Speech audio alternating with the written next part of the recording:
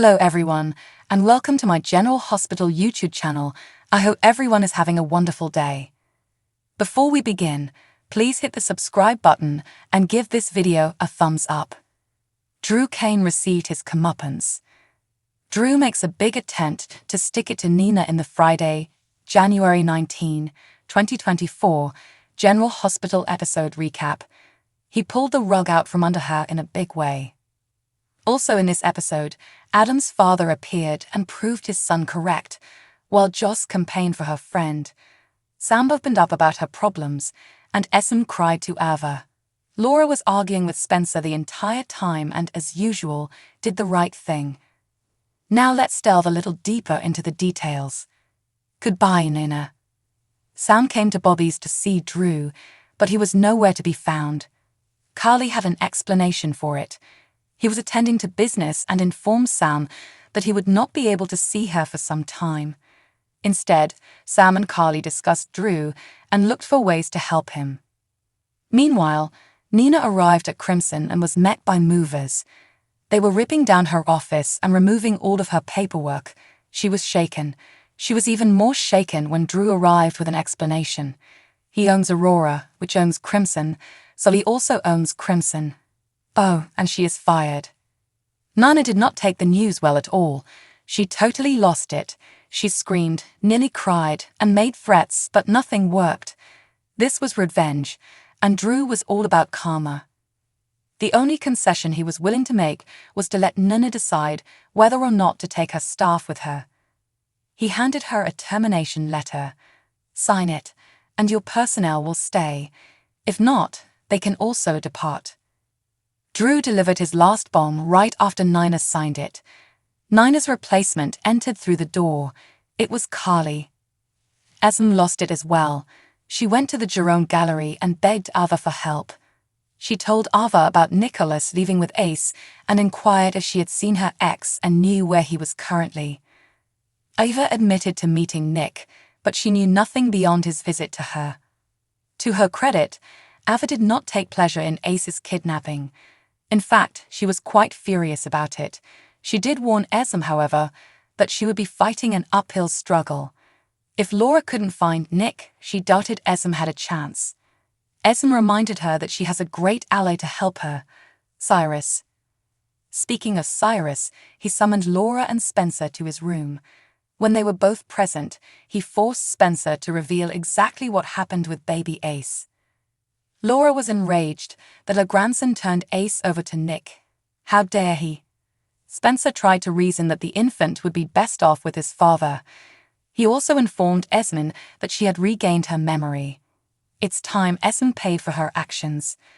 This did not help his case. Laura didn't care if his assumptions were correct or not. Esm is a good mother who deserves her child. She immediately called the police and began the hunt for the missing child. Also at the hospital was Joss.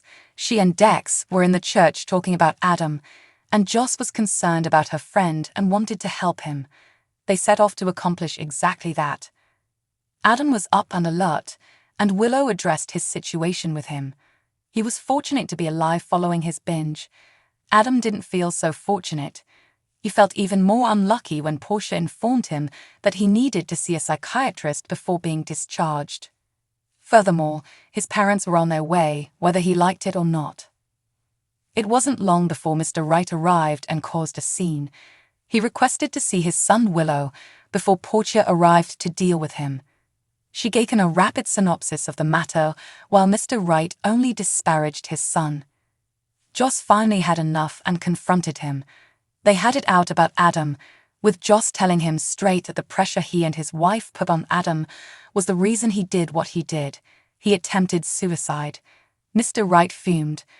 Find out what the GH spoilers for January 22, January 26, 2024 have in store for your favorite Port Charles characters.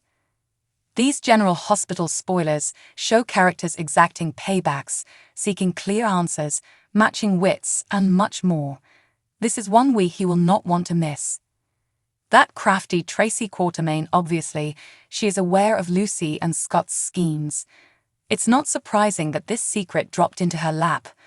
So now that she understands Scott's aim is to get Tracy fall in love with him before stealing her riches, the chess game begins.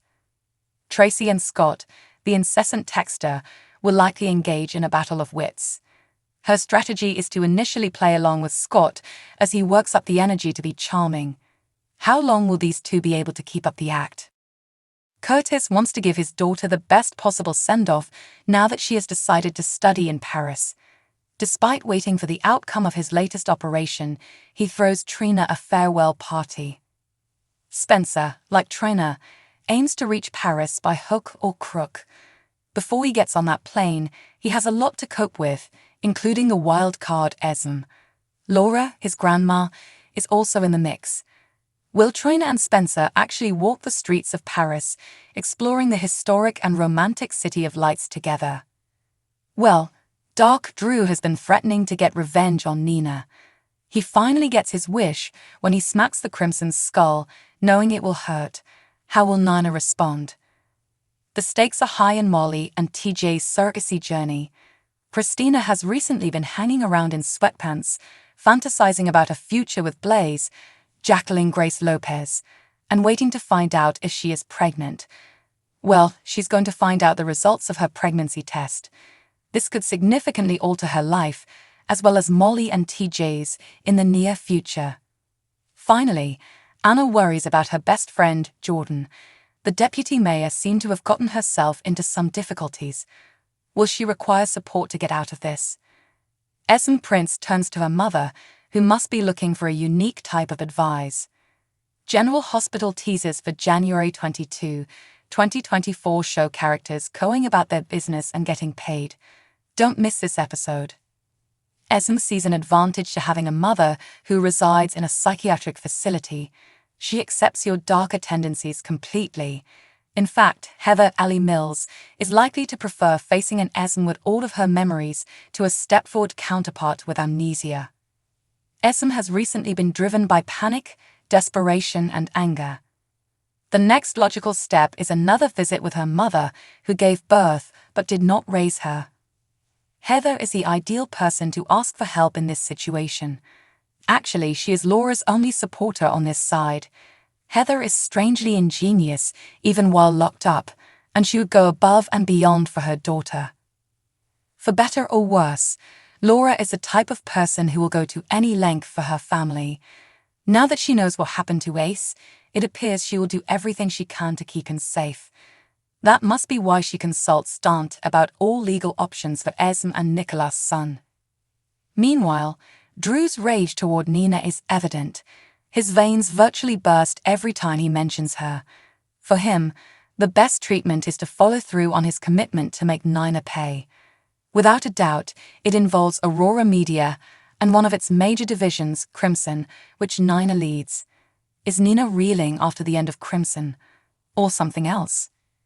Despite knowing Tracy is a powerful opponent, Scott and Lucy are fully committed to their scheme to defraud the Quartermaine Queen. Tracy is onto them, but they have no idea. As a result, the next stage of this con requires Tracy and Scott to engage in a war of wits. Is it too soon to call Tracy's win? Finally, Brooklyn and Chase have a question for Gregory Harrison, who is really excited about his son's wedding. It is for this reason that they intend to hold the celebration sooner than they had initially planned. Is the engaged couple interested in including Chase's father at their wedding? Thanks for watching. If you like this video, so please don't forget to subscribe my channel and don't miss any update.